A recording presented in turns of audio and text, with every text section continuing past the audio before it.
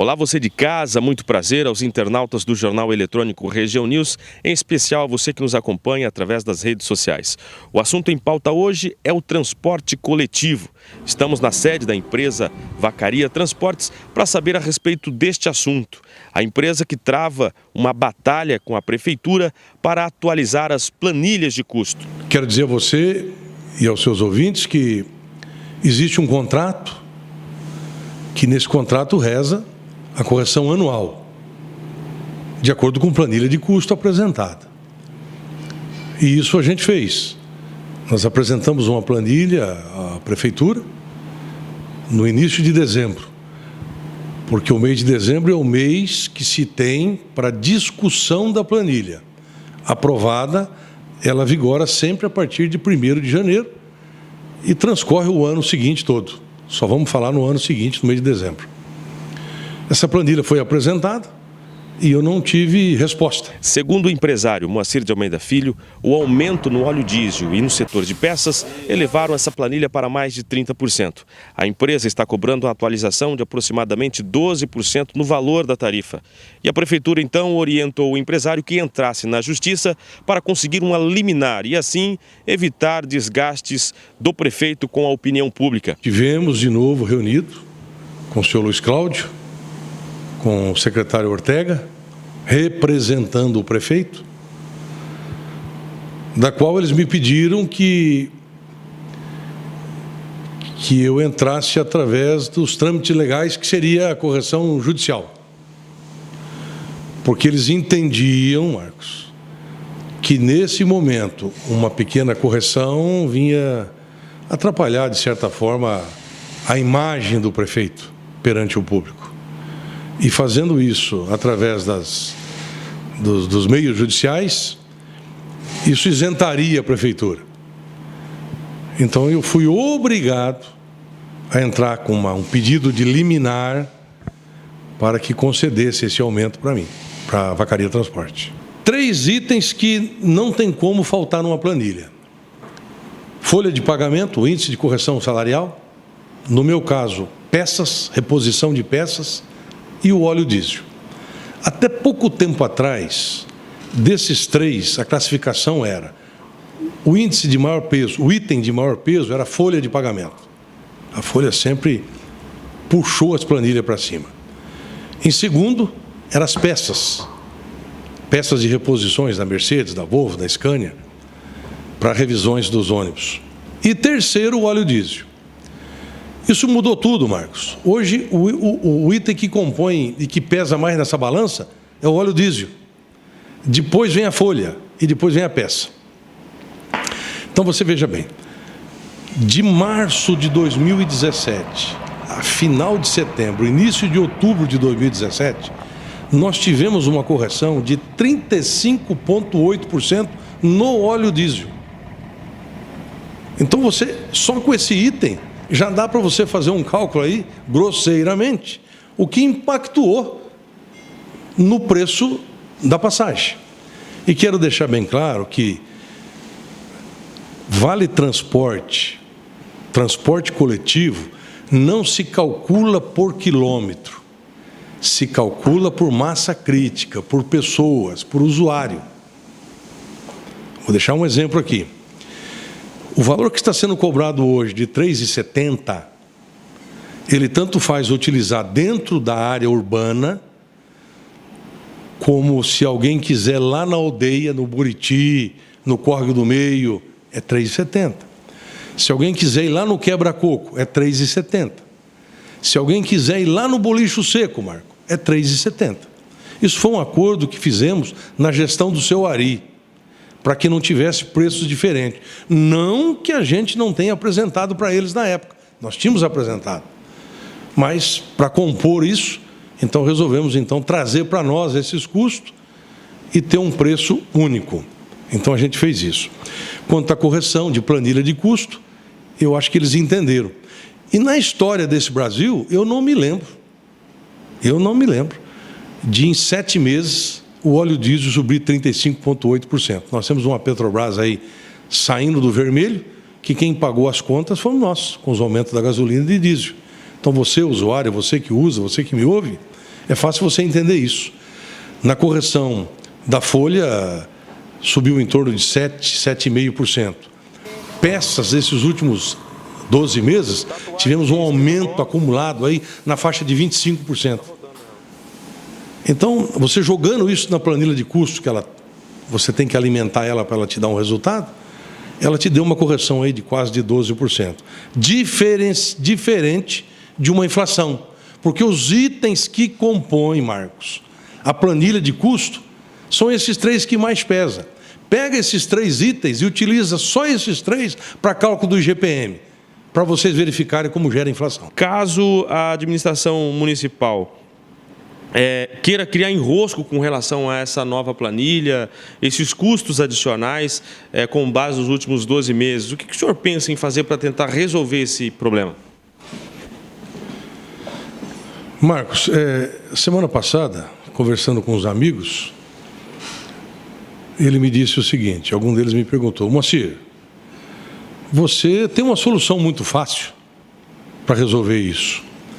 Se você está com a planilha correta, se qualquer departamento técnico pode discutir sua planilha e não querem fazer a correção, é anticonstitucional ter prejuízo.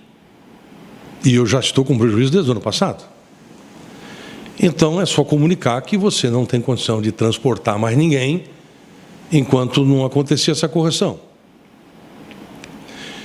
Eu conversando com os amigos, eu disse: é verdade.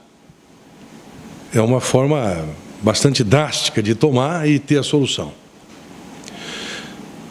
Mas eu penso que eu não trabalho dessa forma, eu não quero partir para essa linha de raciocínio. Seria o extremo?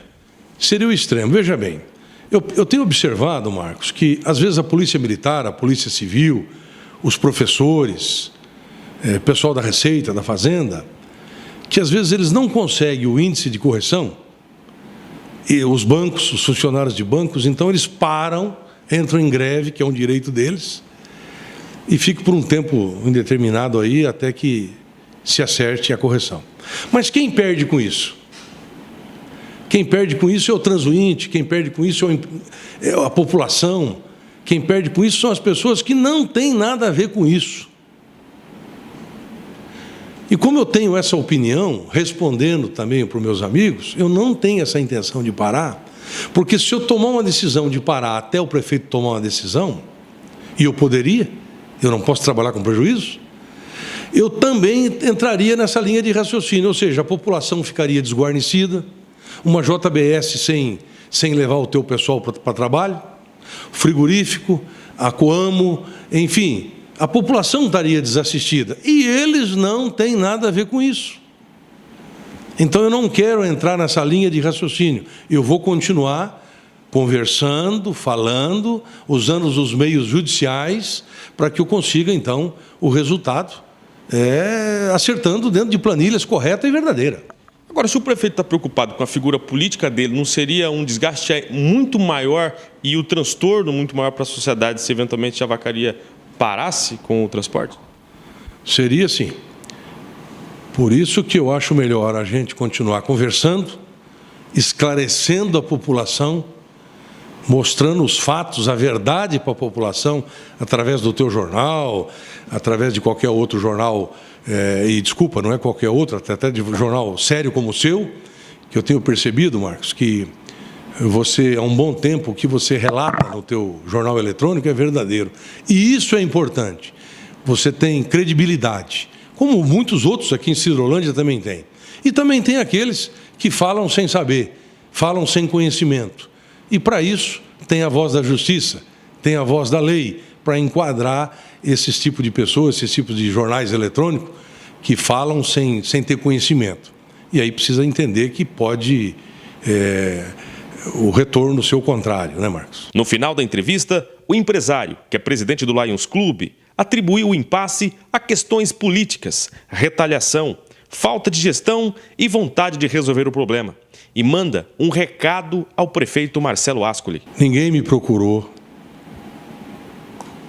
Não tão preocupado com isso. Eu só entendo que é uma questão política.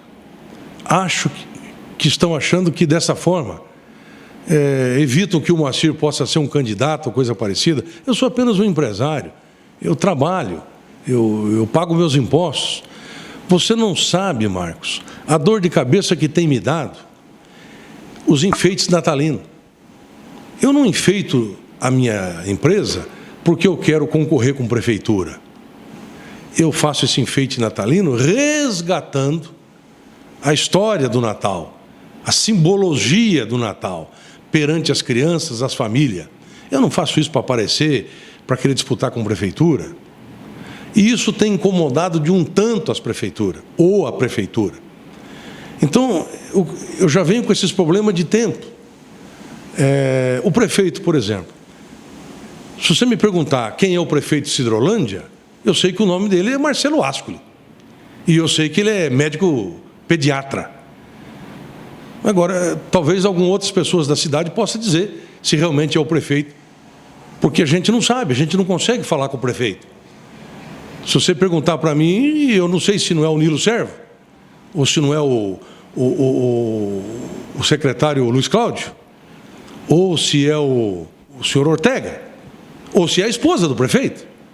Mas eu não sei quem é o prefeito. O prefeito não deve estar preocupado, porque ele deve estar acompanhando as notícias.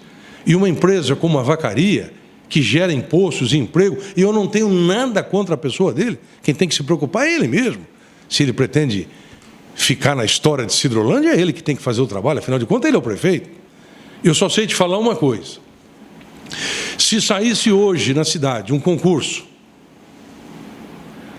para a área da medicina, para pediatria, ou até de auxiliar de pediatria, com certeza eu não ia me inscrever. E sabe por que eu não ia me inscrever? Porque não é o meu negócio. Eu não entendo disso. Eu não entraria lá para querer satisfazer meu ego. Eu não entendo de pediatria, eu não entendo de medicina.